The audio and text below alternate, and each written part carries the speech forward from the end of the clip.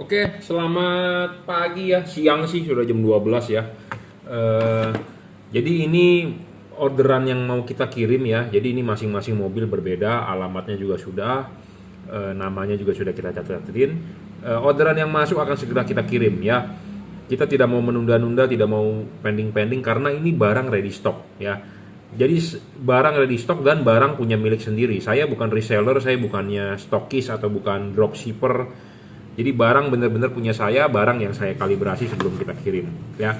Ini diorder untuk Kijang Innova Grand ya, dan R3 ya, R3 2016 ya, R3 lama lah ya. R3 kan kalau yang baru 2019 kan proyektor, tapi R3 sebelumnya maupun yang tipe Dresa adalah dia pakainya H4 dan ada payungnya ya. Nah, ini yang untuk Innova ya. Ya, kita sudah mulai menjual yang ada embossnya ya, semua emboss juragan lampu. Jadi ini LED yang kita keluarin juragan lampu ya, ada embossnya ya. Tetap barang yang kita keluarkan pasti ada segelnya di mana ya, kita tidak usah masukin ke YouTube ya. Yang pasti adalah saya tahu itu adalah barang saya ya.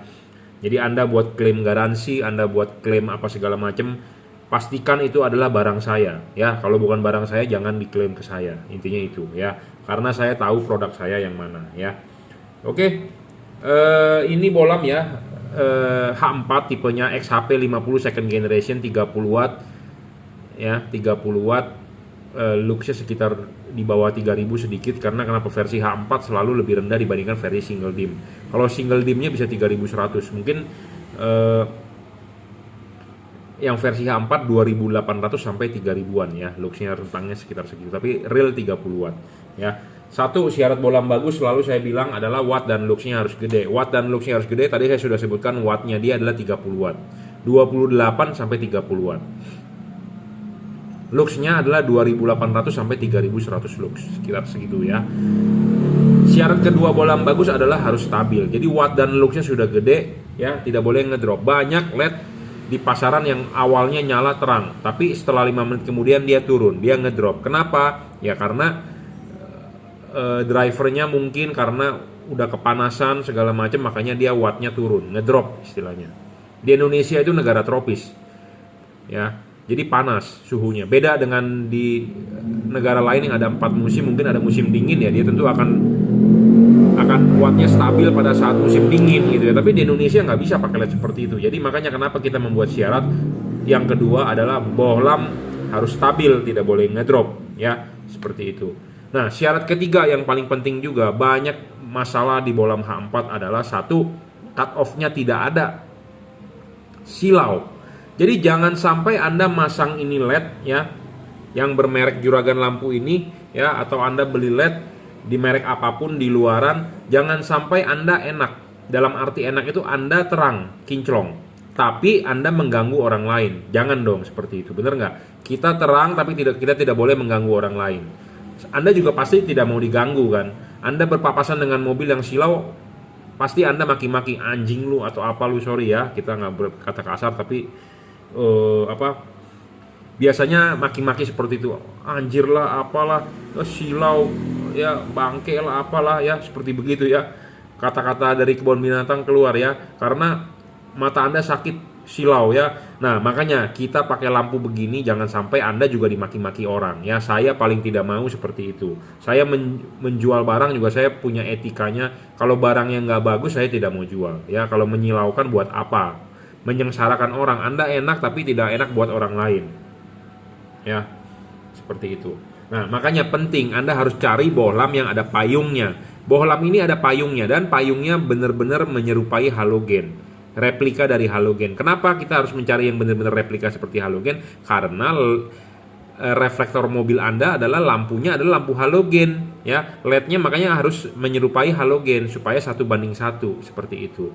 Nah, syarat ketiga adalah harus adjustable. Nah, adjustable ini penting, bohlam ini harus bisa diputar. Kenapa harus bisa diputar? Supaya untuk mencari fokus, mencari cut off, seperti itu. Jadi intinya kalau Anda beli bohlam yang fix fokus tidak bisa di-adjust, itu rugi, merugikan Anda. Ya, Anda lebih baik beli bohlam yang bisa di-adjust karena lebih menguntungkan Anda, ya. Dan nanti ya sebelum dikirim akan kita kalibrasi. Akan ada bagian yang sedikit kita papas supaya dibuang. Ya, dibuang kenapa? Cut off ini sebenarnya adalah fungsinya untuk menghalangi cahaya. Ya, untuk menghalangi cahaya. Cahaya terhalangi tentu outputnya cahayanya nggak bisa keluar. Nah, makanya rugi juga. Nah, makanya ada yang namanya istilah kalibrasi. Kita papas, kita buang, ya, supaya outputnya lebih keluar. Nah, papasan tiap-tiap mobil berbeda tergantung garis reflektor. Untuk mobil apapun beda-beda. Makanya untuk Anda yang beli, saya berharap kasihlah foto depan mobilnya, ya. Sebutin mobilnya, kasih kasih foto depan mobilnya. Jadi saya supaya tahu, ya. Supaya tahu. Jadi apa yang perlu dikalibrasi. Jadi barang Anda beli dari saya bukan hanya barang mentah begitu aja, tapi yang sudah kita olah, ya. Pemasangan tinggal PNP, tinggal colok soket. Nah, syarat keempat bolam bagus adalah ini bolam bisa diservis, ya, dalam arti chipnya kalau rusak bisa diservis. Syarat kelima adalah soal bayangan gelap, ya. Bayangan gelap LED ini kecil dan tidak terlalu gelap, ya. Nah, kita akan nyalakan, kita akan tes bayangan gelapnya. Ya, kecil tuh. Kalau dia gelap sekali ya Anda rugi, ya. Ini kecil dan tidak terlalu gelap, ya. Kenapa? Karena ini menguntungkan. Kenapa bisa menguntungkan? Karena chipnya ada lensa. Ya, chipnya ada lensa. Tapi kalau chipnya chip pipi, pasti bayangan gelapnya gelap. Ya, karena dia ada lensa, makanya Anda lihat dari sini ke depan, di sini kuning-kuningnya masih kelihatan kan di pinggir kiri kanan. Nah, itulah ya keuntungannya pakai chip yang ada lensa, yaitu tipe chip 3, ya. Syarat keenam adalah bolam tidak boleh storing. Storing itu dalam arti tidak mengganggu radio mobil Anda, tidak mengganggu sensor-sensor, tidak mengganggu fungsi kerja ECU mobil Anda, ya. Ini bolam tidak storing. Saya sudah buktikan, saya sudah tes di depan radio juga tidak mengganggu. Banyak LED bermerek terkenal pun seperti Philips pun storing, ya. Bolam ini saya jamin tidak storing, ya. Saya pernah kejadian masangin orang bolam LED. Dia bawa sendiri, ya, buat mobilnya Honda Brio. Dia bawa LED sendiri, saya cuma masangin, saya hanya disuruh kalibrasi. Setelah dia pasang, malamnya kan dia tes jalan, katanya mobilnya jadi lemot. Saat lampu nyala mobilnya lemot. Pas pada saat lampu mati mobilnya normal. Ya, ada yang curhat seperti itu, ya. Jadi LED itu storing, jadi mengganggu sensor-sensor lah, intinya seperti itu, ya. Syarat ketujuh bolam bagus adalah soal pendinginan. Ya, ini penting, bro. Kenapa saya rekomendasi tipe ini? Mungkin Anda udah beli atau Anda ini bolam ini mah bolam nggak terang, buat apa? Jadi bolam bukan, Anda beli bolam bagus itu bukan hanya terang, tapi harus bisa awet. Nah, soal syarat ketujuh soal pendinginan. Bolam ini, ya, pendinginannya ada kipas. Ada kipas, ada heatsink, ada tembaga double cooper. Jadi ada 3 bagian penting yang membentuk pendinginan di LED ini.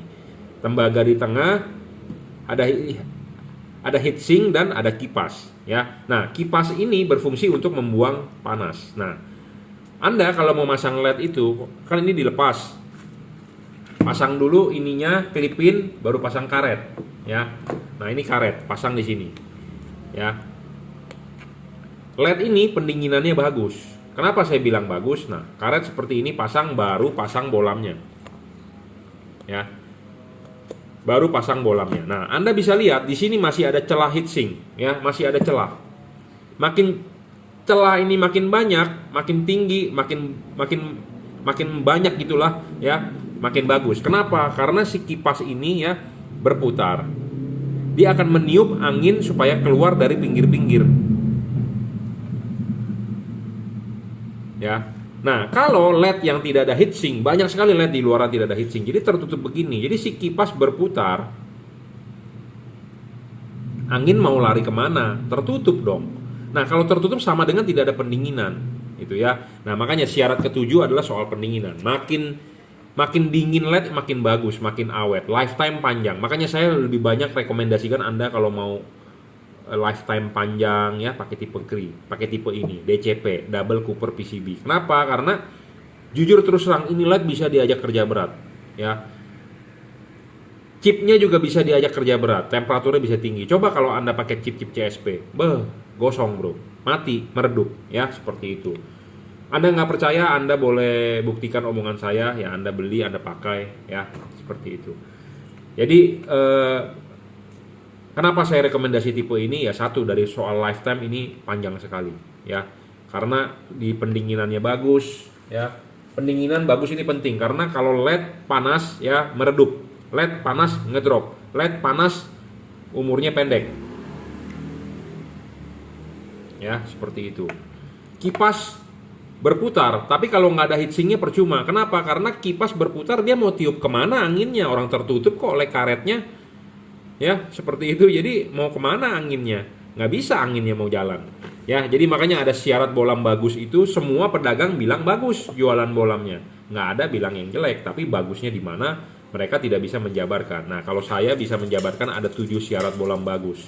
Ya, habis ini ya sebelum kita kirim akan kita kalibrasi dulu. Makanya ini untuk satu Innova, satu untuk R3 Suzuki ya. Jadi barang sebelum dikirim akan kita kalibrasi dulu sesuai dengan mobilnya, kita testing ya. Cek watt dan lux-nya sudah oke baru kita kirim ya. Jadi apa yang dikalibrasi adalah bagian payungnya ya, seperti itu. Oke, cukup reviewnya ya. Jadi untuk Grand Innova dan Suzuki R3. Terima kasih.